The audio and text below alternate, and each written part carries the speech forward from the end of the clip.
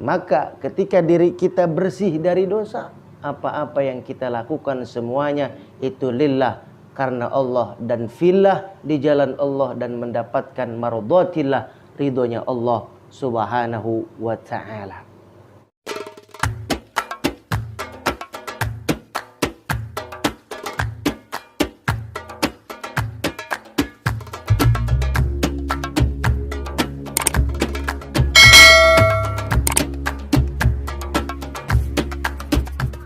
Assalamualaikum warahmatullahi wabarakatuh.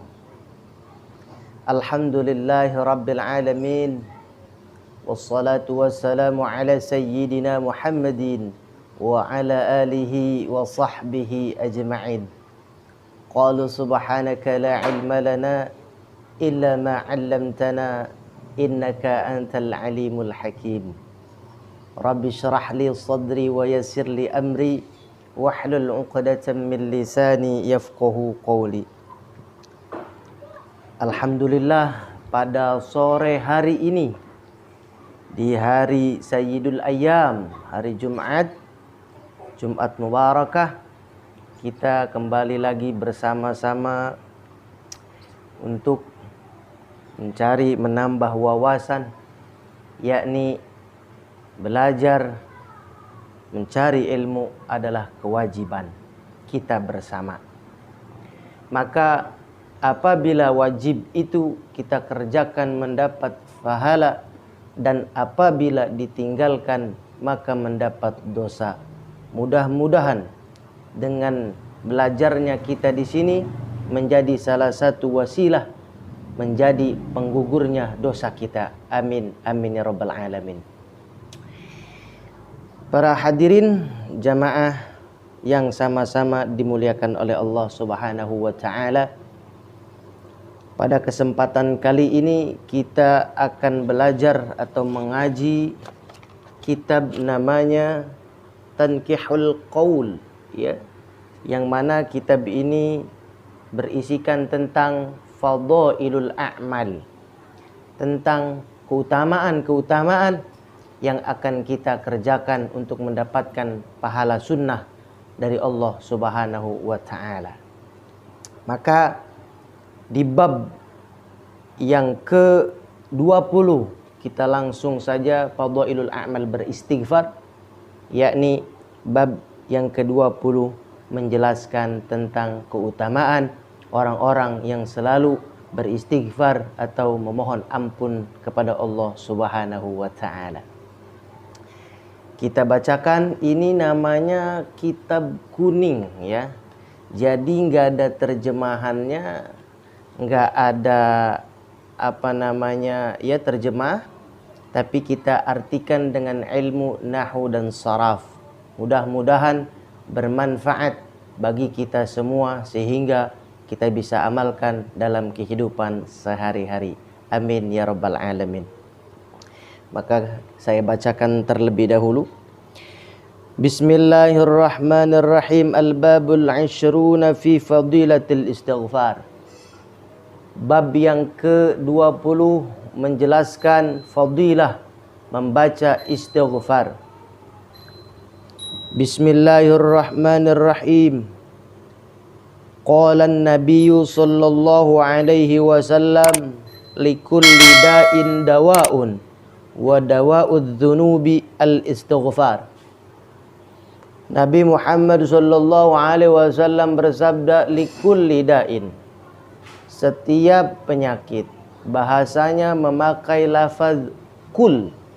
Kul itu artinya setiap, seluruhnya. Tapi kul itu terbagi menjadi dua bagian. Ada kul, lafaz kul itu ada namanya kul jami', seluruhnya tanpa tersisa satupun. Ada kul namanya kul mazmu', yakni pasti. Contohnya dalam Al-Quran, ya, kullu nafsin dha'iqatul maut, setiap pasti yang namanya manusia hidup pasti akan mati. Nah, itu kulnya kul mazmu'. Ada kulnya namanya kul jami', seluruhnya tanpa nyisa satupun. Nah, ini seperti lafaz likulli da'in dawaun. Setiap penyakit pasti ada obatnya. Wa dawa'udz dzunubi al-istighfar. Dan obatnya dosa yaitu beristighfar. Yakni maksudnya obatnya dosa artinya yang bisa menghapus dosa adalah dengan beristighfar, memohon ampun kepada Allah Subhanahu wa taala. Kemudian Nabi Muhammad sallallahu alaihi wasallam bersabda, "Idza aksara ahadukum adz-dzunubu falyatlub al-maghfirah bil istighfar." Apabila di antara kalian membaca atau mempunyai dosa dan ingin meminta permohonan ampun kepada Allah, maka falyatlub bil istighfar, maka carilah atau bacalah dengan memohon ampun, yakni dengan beristighfar kepada Allah Subhanahu wa taala. Sehingga istighfar itu adalah pembersih dari segala-gala dosa. Karena hakikatnya kita manusia mempunyai banyak, bahkan beribu-ribu dosa dari mulai bangun tidur sampai tidur kembali. Kita manusia yang kotor, manusia yang khilaf, yang tempatnya salah dan lupa. Maka dibersihkanlah dosa-dosa kita dengan membaca istighfar, astaghfirullahalazim. Maka ada kisah istighfar itu luar biasa. Seperti orang membersihkan kaca. Ketika kaca itu bersih, kita memandang, seluruh yang kita pandang pasti akan terlihat di balik kaca tersebut.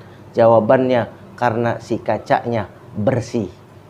Maka ketika diri kita bersih dari dosa, apa-apa yang kita lakukan semuanya itu lillah, karena Allah, dan fillah, di jalan Allah, dan mendapatkan mardhatillah, ridhonya Allah Subhanahu wa ta'ala.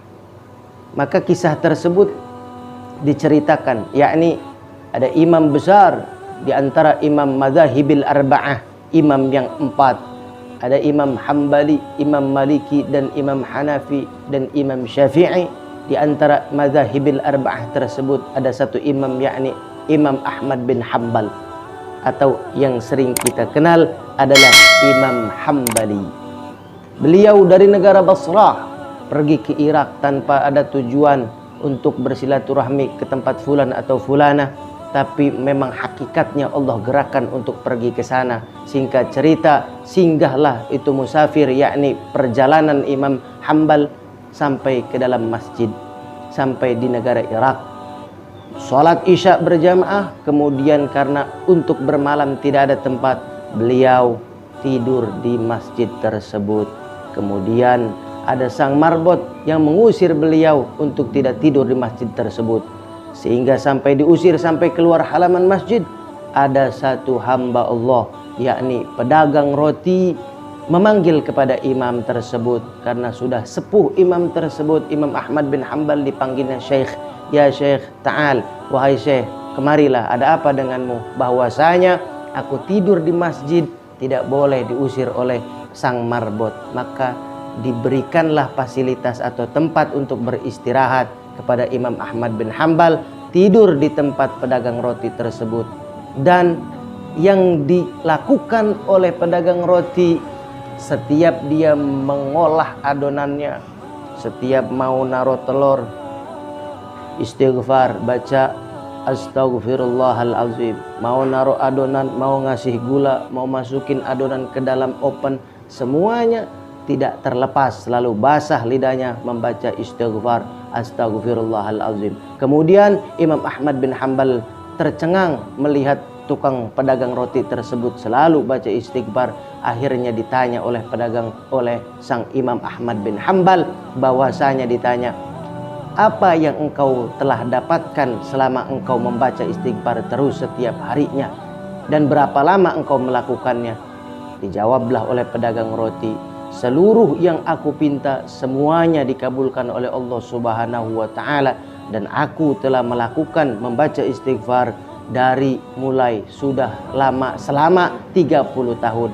Dan ada satu yang belum dikabulkan, adalah untuk bertemu Imam Ahmad bin Hanbal. Kemudian Imam Ahmad bin Hanbal kaget, kemudian dipeluk bahwasanya aku adalah Imam Ahmad bin Hanbal. Masya Allah, itulah istimewanya, luar biasanya, kelebihan fadilah membaca istighfar, sehingga yang tidak mungkin semuanya terjadi kun fayakun biidznillah wa biiradatillah, dan dengan kudratnya Allah subhanahu wa ta'ala. Mudah-mudahan kita semuanya bisa melazimkan membaca istighfar, karena kita yakin bahwasanya Allah innallaha ghafurur rahim, Allah maha pengampun, maha penyayang buat orang hamba-hambanya yang selalu mau bertobat dan memohon ampunan kepada Allah subhanahu wa ta'ala.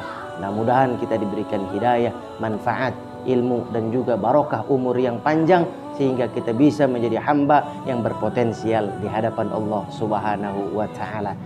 Demikian, assalamualaikum warahmatullahi wabarakatuh.